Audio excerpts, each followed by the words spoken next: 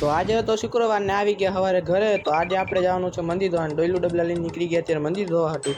તો ત્યાં પૂગી ગયા મંદિરે. અત્યારે મંદિરનો બધો સામાન બહાર કાઢી અને ત્યાં અમે મંદિર ધોવા વળગી ગયા અમારી ટીમ.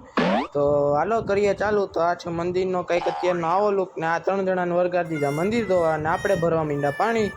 પાણી ભરી લીધું એટલે આ બધાનું પતી ગયું. આપણે કેવા ડોયલું હારતા લાગ્યું મસ્તીને. તો આ જો માથે ચડીને સાફ કરે છે મંદિર. તો અહીં સિરિયસ મિટિંગ હાલતી હતી. તો હવે આપણે ધોઈ નાખ્યું છે મંદિર. તો આ જો એની મુફતમાં સાયકલ ધોવા. તો અહીં થઈ ગયું બધું ઓલ કમ્પ્લીટ. તો હવે અત્યારે આપણે આ જો બપોરે પાછા 3 વાગે આવી ગયા. ગરમી લાગતી હતી, પંખો લેવા મોકલો. અત્યારે આપણે શણગારવાનું ચાલુ કરી દીધું. તો આ બધા ભેગા થઈને શણગારીએ.